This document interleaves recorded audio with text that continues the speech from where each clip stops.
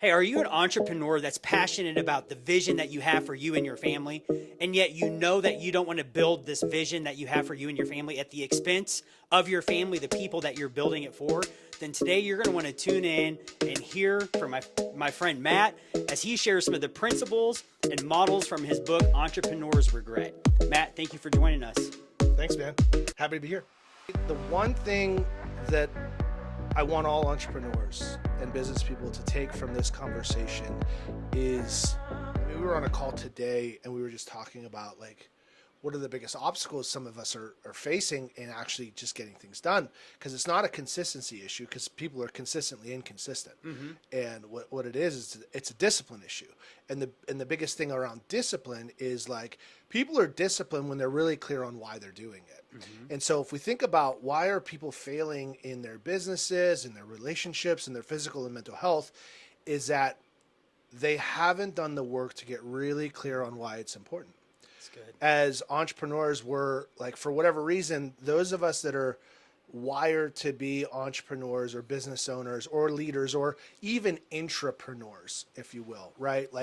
High performing individuals inside an organization, is we're driven to build and create and be the masters of our own future and our universe. And so we've got here, or what's gotten us here, is this insatiable desire to just do more, operate and work. However, at some point, just doing more isn't enough. And the work that it takes to get really clear on why that we do what we do is often counterintuitive to the producer, to the performer, to the entrepreneur, if you will. Some call it the airy-fairy stuff, the mumbo jumbo. It's the sizzle, not the steak. Some of us just want the steak, forget the sizzle. Right. And yet it's that clarity of purpose. It's truly understanding the mission and really allowing ourselves to get outside of ourselves and tap into that servanthood, that otherness, if you will, that I think drives most of the successful people that I know.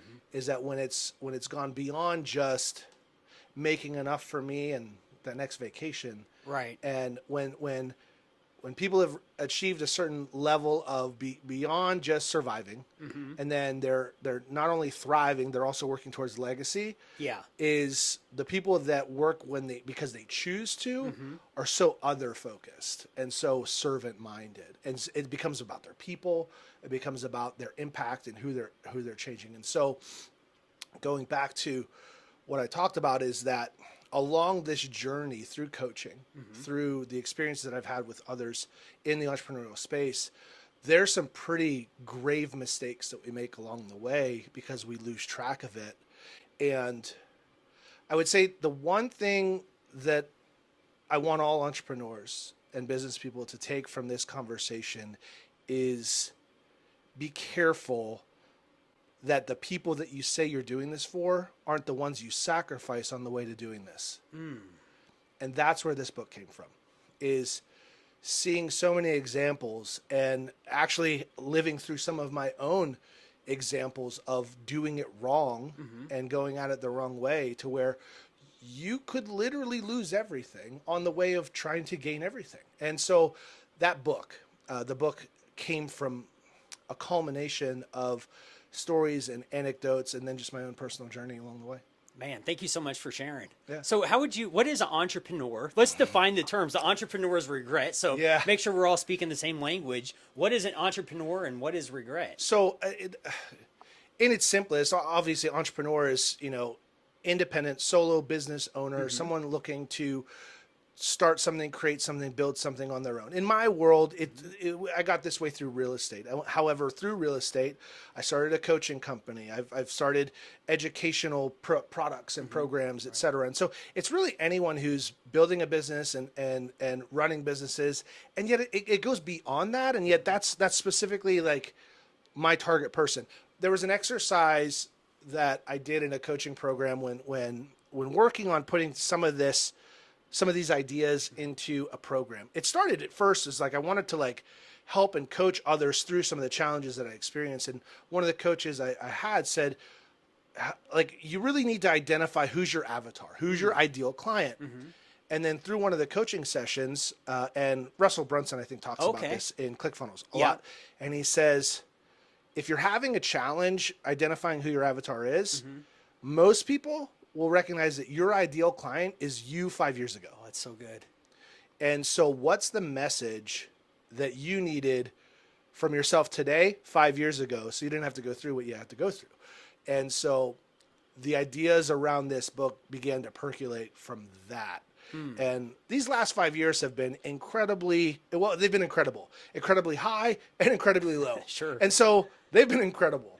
And when you and I visited not long ago, and you shared with me, I said, well, what's going on with you, Chris? And you're like, I just finished my book. Right. And I was just floored because it was something that was on my heart for years. And you and I get together every 6 months or so and connect. And when you said you actually had your book done, I was like, no way.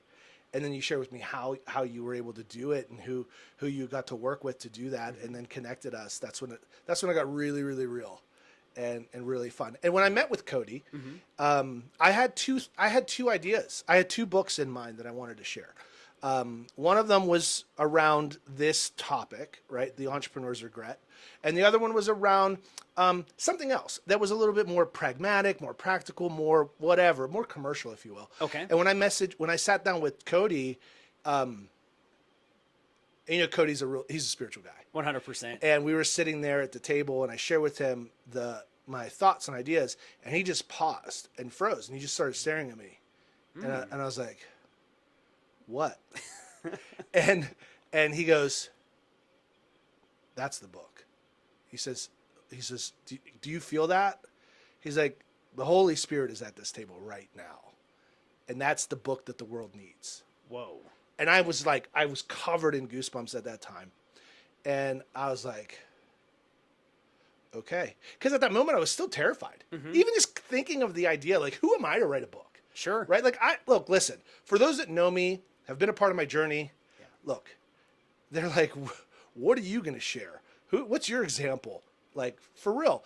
And I was just like, okay, like, I can't let our sufferings go without helping them be a warning for others along the way, right? That would be selfish. So that's kind of where it all started. So at the moment at the table, that's the idea for Entrepreneur's Regret. Cody said that's the book the world needs. Yeah.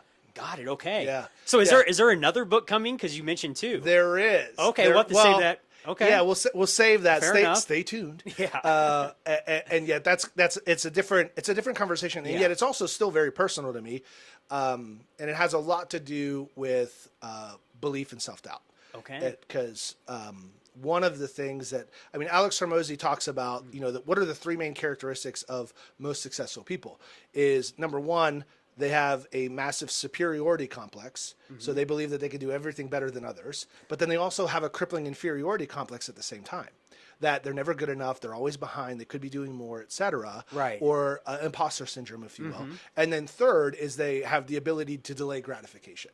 So those are the three components. And one of the topics of the next book is going to be around one of those topics, and it's around imposter syndrome. Okay. And then you mentioned Cody. He's our writing coach. We have a mutual friend and coach. Yep. And okay, so you expanded on entrepreneur. What about the regret part of the? Yeah, and that's the part is like, if you think about the only time regret happens, it's post-mortem. It's after the fact. And along the way, that, like, when we're going after certain things, we take strategic risks along the way, with finances, with time, with everything, right? And so we take these calculated risks for a return. However, there's certain things in our world and in our life that, number one, we put at risk that are sometimes irreplaceable and are extremely fragile.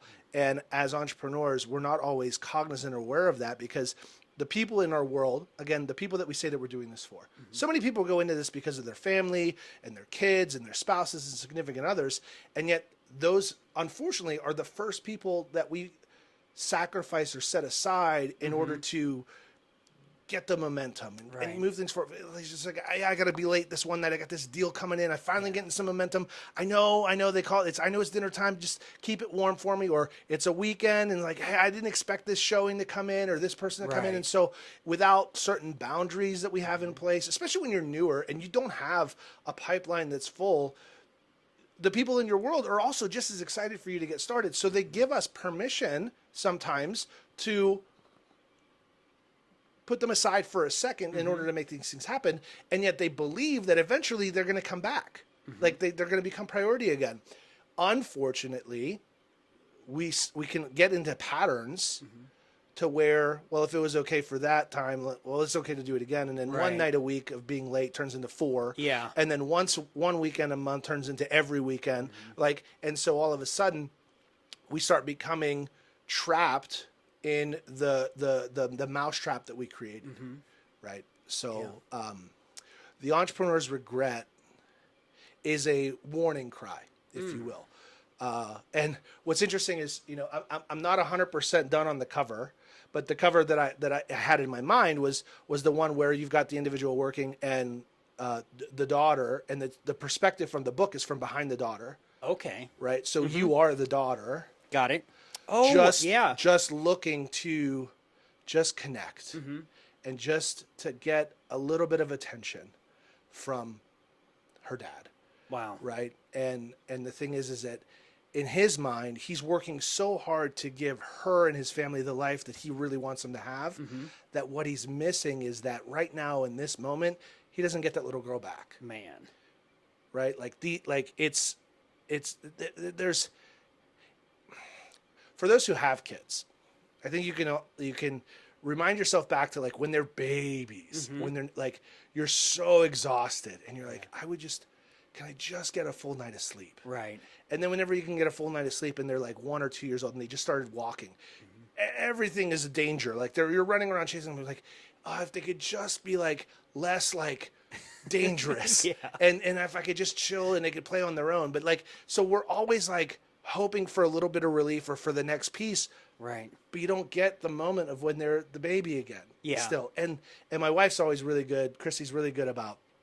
She's really sentimental and like, very connected to like, our babies aren't our babies anymore. And I don't know if it's a husband wife thing, man woman thing, but for me, like, it's not natural for me to like look at it in that perspective because I'm always so, I don't know, I'm always looking ahead, and yet being in the moment is one of those things that being really present and really understanding that we don't get these moments back, Right.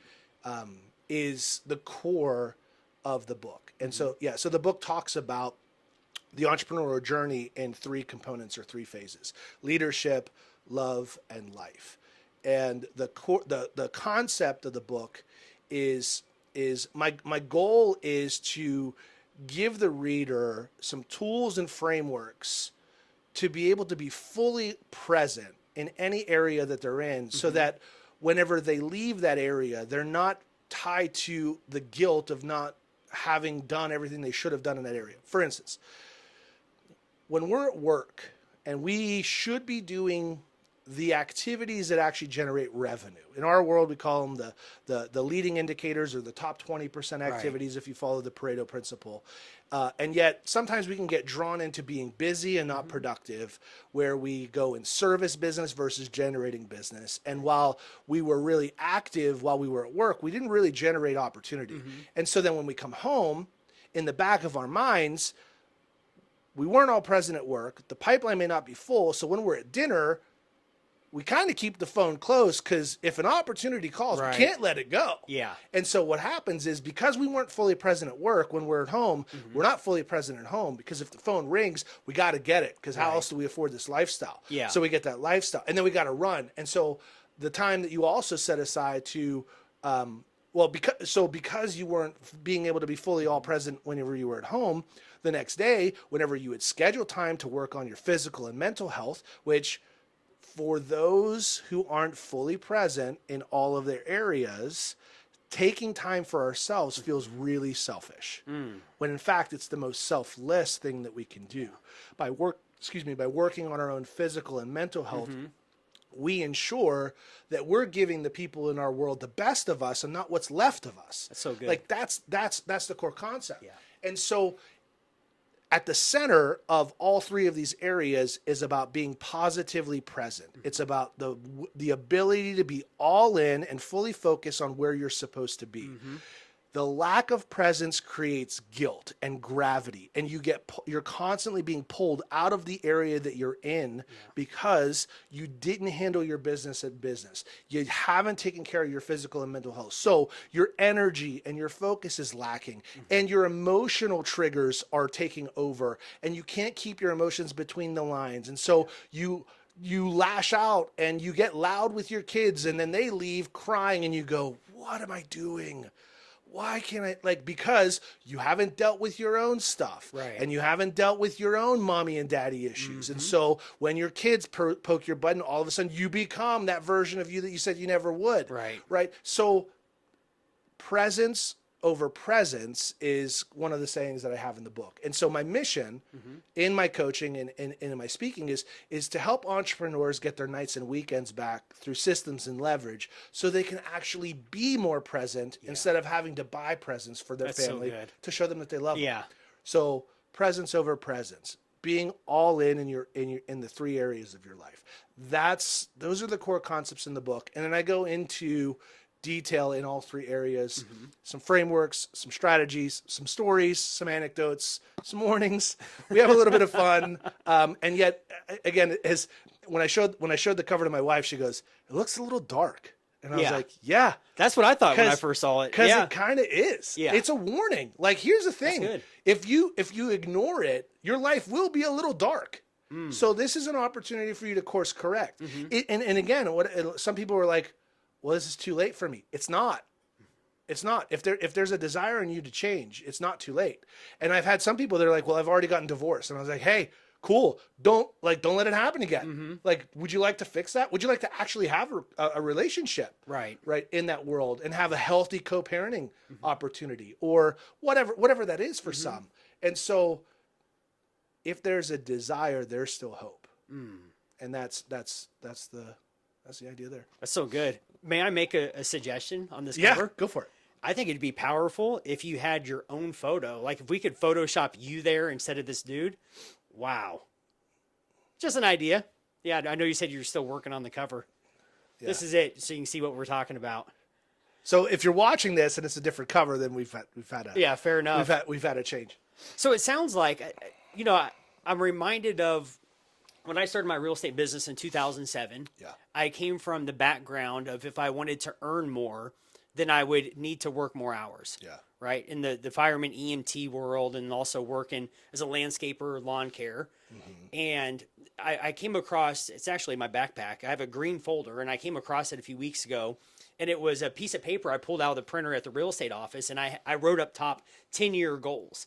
And at that time I was 24. So I was dreaming about being 34. Now I'm 41 next month. So it's interesting to look back on that. And one thing that just is sad is one of the things that I wrote down that was a 10-year goal, Matt, was to be able to take one day off a week. Because I brought in the employee mindset. I didn't realize it then, but looking back, now I brought over the mindset into my business being an entrepreneur that I need to hustle and grind, work harder, work more in order to get the results. And yet I think that, like, man, there's some benefits. It doesn't have to be that way because one of the advantages is it's not necessarily always about working more hours or working harder. I think working harder is important if effort is the challenge. But if I'm doing the wrong things, then it wouldn't make sense to do more of the wrong things. So what would you say to the entrepreneur that's out there that feels like, man, I'm tempted to just go work more, work harder, and be away from my family more? What is it you would share with them? Yeah. So one of the biggest fallacy is that effort equals money. Because there's a lot of really, really hardworking individuals that aren't making it.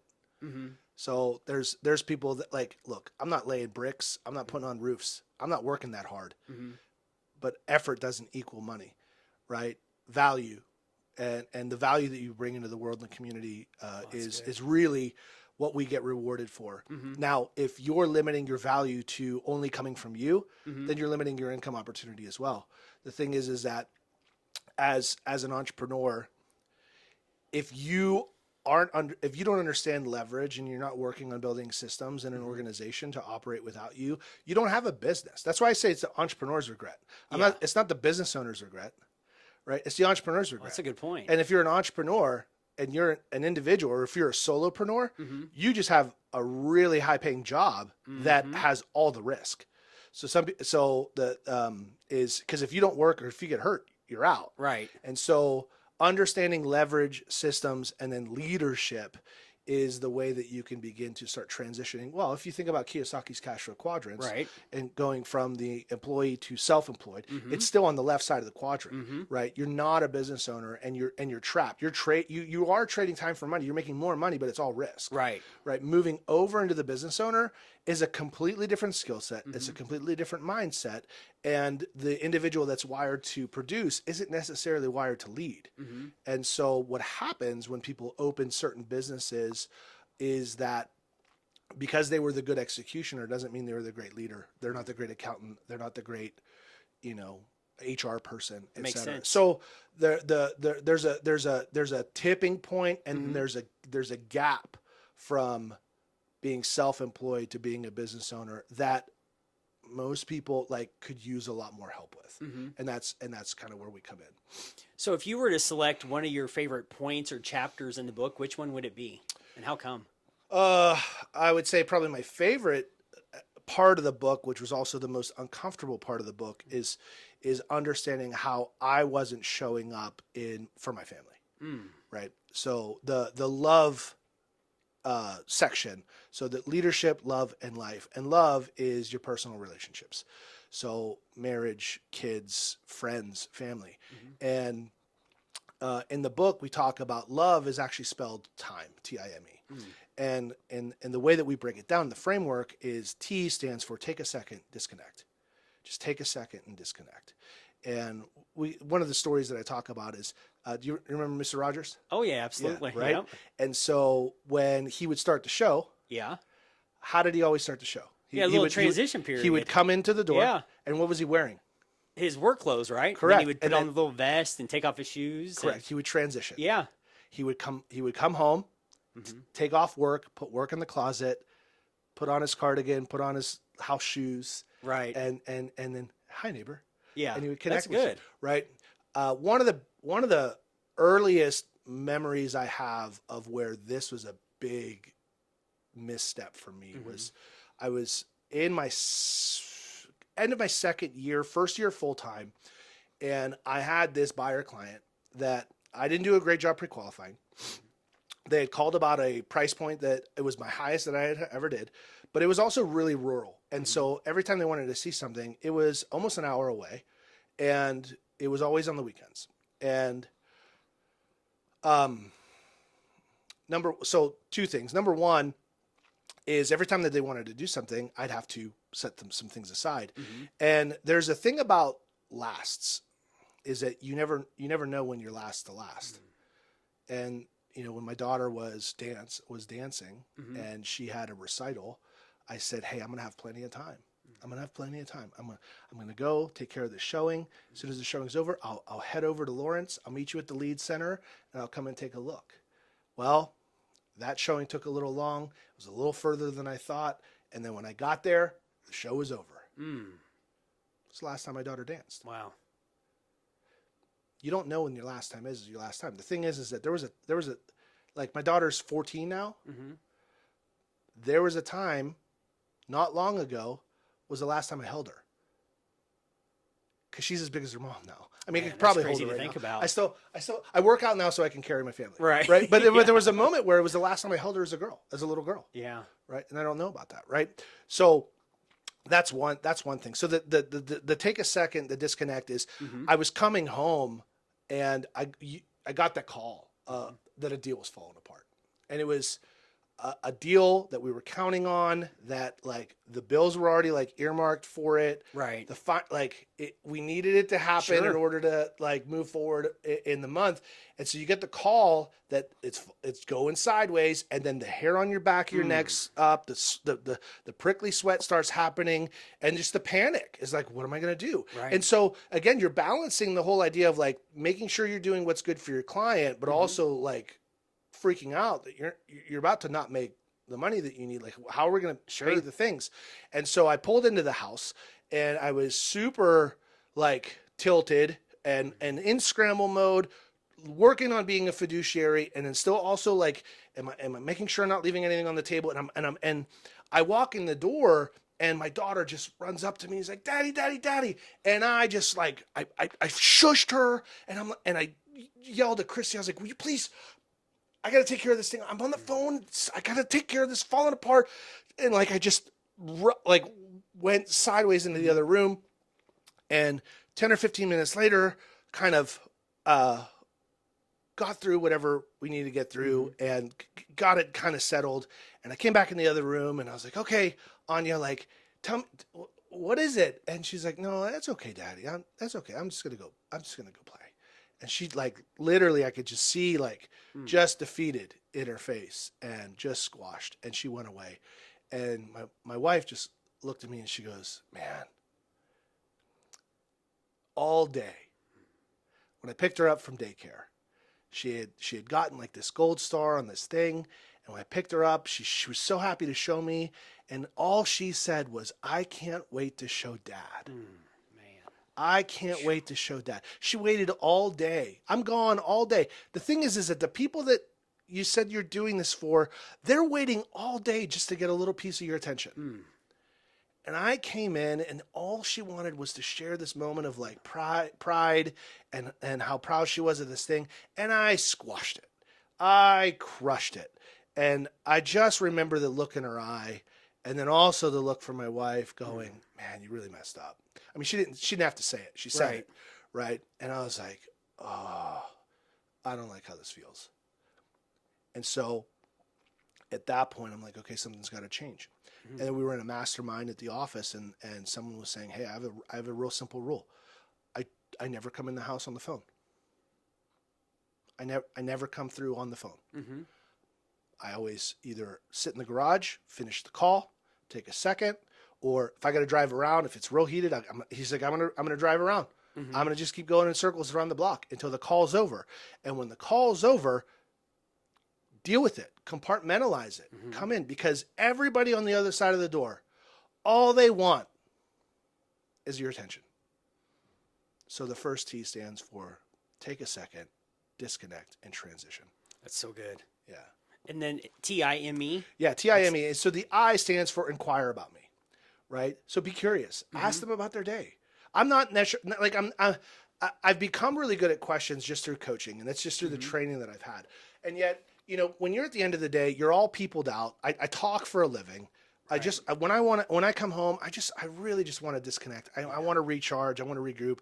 And yet everybody's there. Like they don't need me all night, but they need me for about 20 minutes. Right. And so presence isn't about physicality. It's about attention. And I can't do that with my phone in one hand, scrolling and looking up and down, because I catch myself doing that too. Yeah. And my wife and Chris would be like, "Hey, can you just put that down for just a second? Like, don't, like, you're scrolling as I'm talking to you." I was like, all right.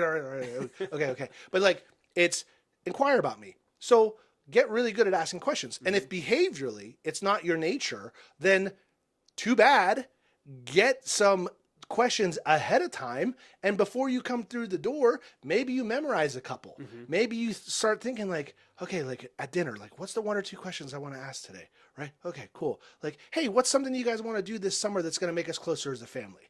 Like, what's a dream that you guys had, like, that you think about when you're awake? Yeah. Right? Like, just like some really fun questions to get some conversations going. So I is inquire about me, because people don't care about what you know, but they just want to know you care. Right. And then the M stands for make me feel loved. And I go into this and I share some excerpts from the Five Love Languages, the book, and the author's name is escaping me right now, and we definitely want to give them credit. Is it something Chapman, or am I making that up? I think you're close. Yeah.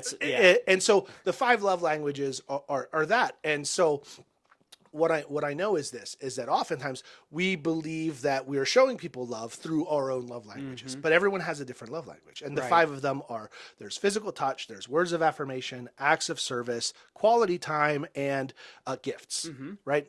And so if I'm showing love through my love languages, that doesn't necessarily mean that my family's experiencing love. And here's what I do know is that if you're not sure what your family's love language is, just pay attention to how they express love to you, because it's more likely in their love language. So Christy, for instance, will always put like little notes in my book. If I'm traveling, she'll throw some notes, little love notes or something, or just she does lunches for our girls. Okay. So she does all the lunches for our girls. Yeah. Every Sunday she'll do lunches for both girls. That's her act of service. And so I know that if I really want to show Christy or make her feel loved, it's the easiest way for me to do it is if I knock off something that is on a to-do list or something that she normally does without her asking me to do it. Yeah. Oh, it sends her through the moon. Acts of service. Acts of service Yeah. for her. And here's how I know. Anytime I do it, it never goes without being noticed. And so when I come home, if the dishwasher needs to be emptied, I could just leave it because it always gets emptied Sure. when she comes home. But if she's been like, for instance, substitute teaching all day and she comes home, the last thing she wants to do is unload the dishwasher. Right. So I'll do it. It takes me 5 minutes. It doesn't take a lot. Here's what I know is that I could sit there and she'll open it thinking she has to do it and it's empty, and she'll just look up and go, "Did you Winning." just unload the dishwasher?" And I said, "I mean, yeah, it's just like, ooh." And so it's just one of those things. My daughter, Sophie, she's a quality time. She just wants to sit next to you or go on an errand with you. And so if I'm running to the store, I'll just be like, "Hey, Soph, do you want to go to Home Depot?" She goes, "Sure." Like, and then she's like, "Can we do something fun then too?" And I'm like, "I don't know what's fun." And she's like, "Well, not Home Depot." And but like she just wants to be there. Yeah. So understanding that, showing them that you're paying attention and making them feel loved through their love language is the most important. And the last one is encourage me. Encourage me. Be a supporter. Be that spark of that influence of possibility. Yeah. And oftentimes, and the part that was hardest for me to learn sometimes. And so we have a family therapist that we go to as a group. And then Christy and I have a couples therapist as well. So like we've got coaching, right? Sure, Family yeah. coaches. And I was having the hardest time with my daughter who suffers from ADHD and anxiety at a high level. And so like as a coach, I'm always like mindset and like possibility and affirmations and like, hey, don't get down. Let's do this and let's take action and like motion equals emotion and blah, blah, blah.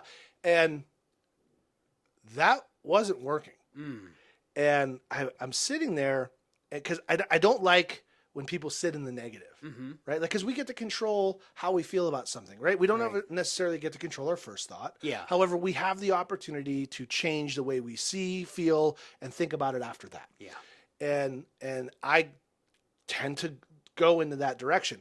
And so our family coach was like, "So, Dad, coach," and it's just as simple. She goes, "So how's that been working?" And I was like, "It's not." She goes, "Can I offer you some coaching?" And I said, "Sure." And the humble pie was thick already. And she goes, "Did you ever think that sometimes they just want to be safe in their feelings for a minute and just sit with them and just validate that, hey, you know what? Life sucks. Like it's hard. It's hard being 14. It's hard being 13. I don't know what you're feeling. I know like you've got some challenges, unique challenges, being someone that's, neurodivergent and you experience things different than I can experience. And man, this is hard. This is, oof. And just sitting there. And she just said, so just get down in the pit with them for a minute and just sit in the darkness for a second. You're not validating it, or you're not like enabling or like in encouraging it. Mm-hmm. You're just simply saying, hey, I see you. I really feel you. Mm-hmm. And I'm here, and it's okay. I'm here with you. I'm with you. And then sure enough, more often she'll settle and get together, and then she's like, okay, she's like, can you help? Or Mm-hmm. like, what should I do? Yeah. And I'm like, okay, well, I mean, here, what do you want to do about Mm-hmm. it? Like, what do you think? What are some ideas? So oftentimes the encourage me for me in my world Mm-hmm. is less about coaching and rah, and more about like sitting with and Man, being that's good. present Yeah. with, just Wow. so they feel felt and heard, and just Mm. validating emotions. And that's for me, without a doubt, my number one challenge. Man, One of the hardest same. things. I've never, before you sharing this right now, I've never connected like being compassionate or empathy. I know there's some differences between the two, and yet I've never considered being intentional with either one of those in the moment as encouragement. So this, you got my wheels turning. Yeah, well, Yeah. So give some tips. How do we practically do that in the moment? so for me, it's been like the moment for and with my daughter, for instance, the moment where emotions are elevated, and my response is to, all right, it's time to coach. Like I'm built for this. Let's go. Like I'm Right. ready to Yeah. fight. Yeah. I'm ready to fight these emotions and make them better. Right. I can't. I have to instantly go into sit. One of the times my daughter was having a pretty severe panic attack, and she was spiraling really hard, and Christy and I were both just trying to like make it stop. Like we're trying to like something. Couldn't do anything. I literally, I just sat there and I said, okay, what's the path of least resistance? Like how can I literally sit? And so I just grabbed her and I just hugged her. And I just said, hey, just breathe with me, because she was hyperventilating. And I said, hey, just match me. And I just take some huge slow breaths, and 15, 20 seconds later, she kind of slowed. And I just remember looking across the room, and Chrissy's face was like, who even are you? Like, what is happening? And I was like, I have no idea. I don't know. Like, I'm like, but I didn't have anything. Like, I couldn't meet it with the same energy that was happening. I had, the only way to de-escalate it was to come at it with such a different energy. And so that was the only thing I could think of. And that was one of those moments physically that I had to like literally just sit in the pit with her for a second. Wow. Way to step up. Listen, I've failed way more times than I've got wins. Like, I can't, there's been plenty of times I call my wife and I was like, so I really messed that conversation up. Like, whoa, that didn't go good. Yeah. And look, and so again, I want everybody to know that just because I wrote a book about some of the things that work for me, I'm no expert. Right.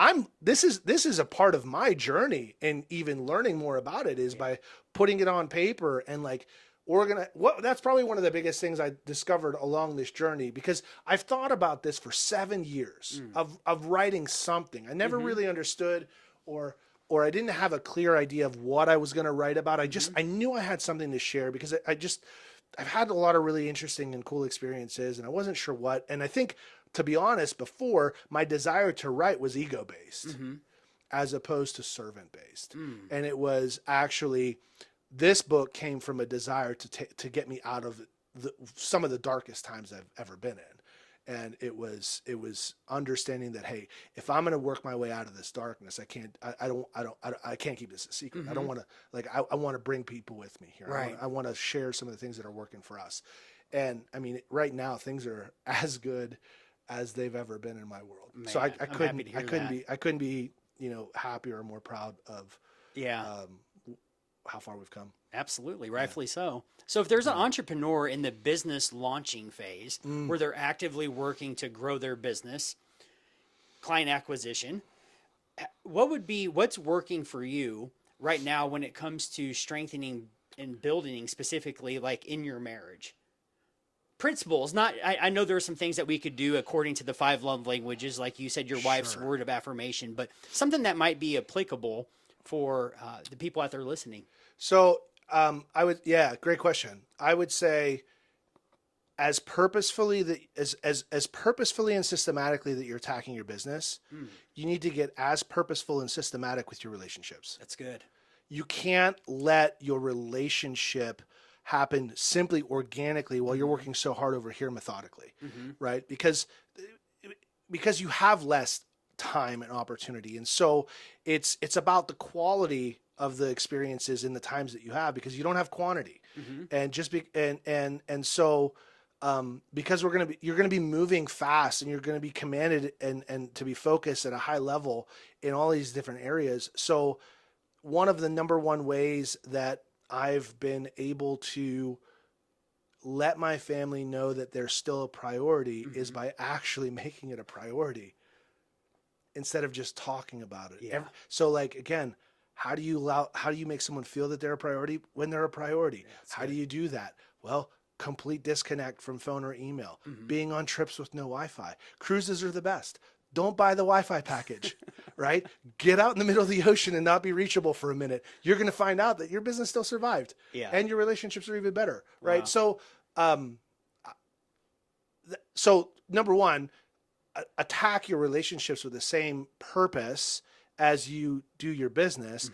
And more importantly, have a coach that understands the importance and value of the relationships and your physical and mental health, and has a 360-degree view of your life, and isn't just going to be drilling you for this hustle culture, this toxic behavior of like, get up at 4, 55 affirmations by 4:15, cold plunge by this, 17 cold plunges, and then like a 50-mile ruck with your bag before sunrise, and then lay naked on the ground and like get grounded with the earth, and then have coffee before your family. Like, I'm so over the toxic influencer culture. Now, that being said, when you're supposed to be getting after it, get after it. Yeah. Like, don't tiptoe around it. Don't dilly-dally. If you've got 3-4 hours of focus, like work in the beginning of the day or whatever it's supposed to be, do it. Yeah. Don't get distracted. So start creating some of the boundaries and the barriers around your productivity. I mean, and there's a lot of different ways that we can do that. And that's a whole other masterclass around. And there's plenty of different resources around. I share a few in the book around how to become really productive and not just busy. How do we set these boundaries? How do we focus? How do we gain leverage? How do we, have accountability systems? How do we create our board of directors in there, our mentors, et cetera? So towards the end of the book, there's a series of chapters that are say, okay, now that you understand this, now that you've experienced this, here are some real tactical things that you can begin doing in each of the 3 areas in your life to start moving the needle forward.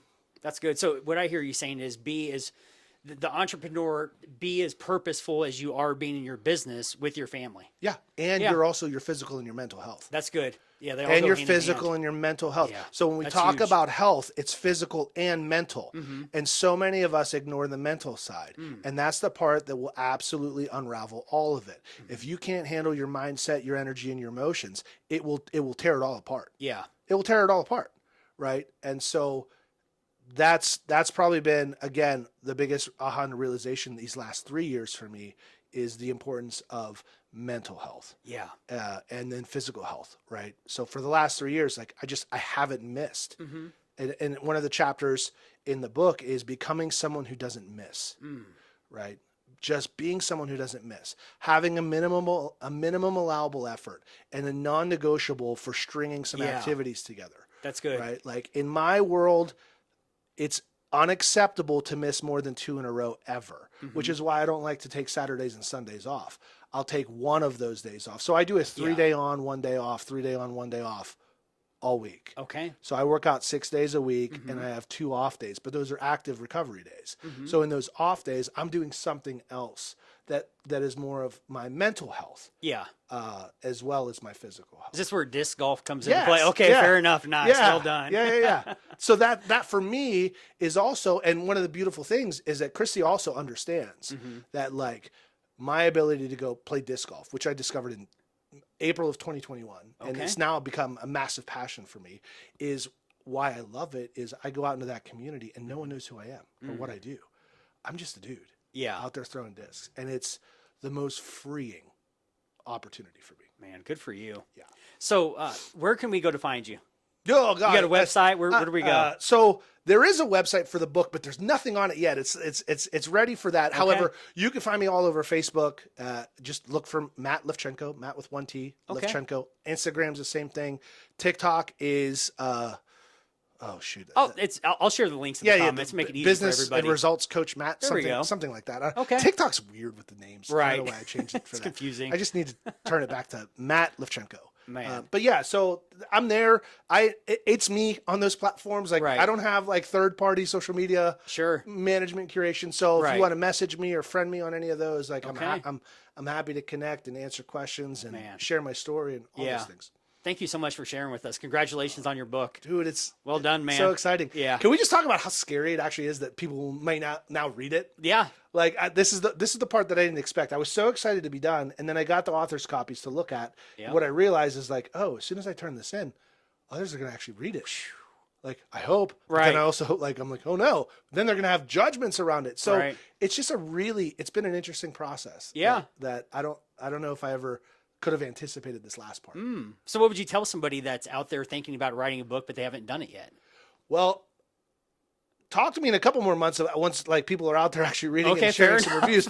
But even up to this point, I would say it's been the most interesting process this past year of clarity Yeah. around putting all these ideas in a coherent and logical manner. Yeah. I had a lot of different ideas, and when I would go and speak, because I'm also a public speaker, I would talk about parts of it at one keynote here, a piece of it here, but putting it all together into this framework and concept, if you will, has been really interesting. And as we were doing it, I mean, with Cody, you know, every week when we're getting together and when I'm sharing with him all the content and he's putting it all together, in the back of my mind, I'm thinking like, is this going to be like more than 40 pages? Like, I didn't know how long it was going to be as we were just getting through everything, and we meet every week. Yeah. And when he sent me the PDF copy, it's like 217 pages. I was like, oh wow, okay, like it's a real book, Right. It's a legit book. So if writing and sharing your story and being a book has been on your heart, like you owe it to not just yourself but to the world to let that story out. Yeah. Right, because your story is going to be someone's survival guide. And that's it. And the thing is that if you hold that in your heart and you could have helped and saved somebody in the future, like how dare you? Yeah. How dare you not put that out there that like you, again, your story, which you may feel is insignificant, can literally be someone's survival guide. Yeah. And in my mind, so again, all of this fear on the back end, I took action because I got really focused on like, hey, okay, if I can limit or eliminate somebody else's struggles that I had to go through sharing some of these things, then it's worth it. Then it's all worth it. That's and so good. there's always going to be a hater or two or whatever, and there may be a 1-star review, and I don't care. Sure. Right. Nice job, Matt. Cool. Hey, thanks. Good job being bold, man. Awesome. Yeah. Yeah. Well Thank done you. today. Cool. Okay, Thanks. that's a wrap. So, do you have about another 2 minutes where I can give an intro, where it's just Yeah. me talking and you Sure. sitting there? Okay. Yeah. So, how do I want to open this? Are you an entrepreneur, or thinking about? Are you an entrepreneur, and yet at a place where you're juggling? Okay, how do I? This is the hook part. This is the part that stretches me. I used to skip over this part. Are you? And if you want to, if you have some input on this one, this would be great. What I'm looking to do is form a powerful question that gets our attention immediately. Are you an entrepreneur, and what? Who's been risking it all in the pursuit of having it all? Ooh, damn, that's good. Are you an entrepreneur who's been risking it all in pursuit of having it all? Then you're going to want to tune in to this conversation where Matt and I unpack how to be an entrepreneur, but not at the expense of the people that you're building your business for. Where it's not too late Yeah. to make the people that you said you do this for be the reason why you continue to do this. That's good. Now, if we could just say that again. That'd be perfect. Okay, I'm gonna go for it. I'm gonna have to put it in my own language, otherwise it's gonna take too long.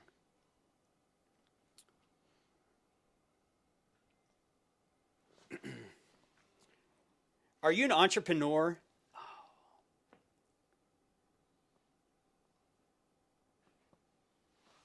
Oh man. Give me some input, Matt. Just Simple. Keep it simple. You got to hear it for a half hour. Yeah. Summarize it. What showed up for you? Yeah, that's good. What showed up for you that you weren't expecting that people need to know and hear about this conversation? That's good. What Thank you. surprised you? What's in here that you weren't, like I said, expecting to hear, but everyone needs to hear? That's good. Thank you. Okay, let's go.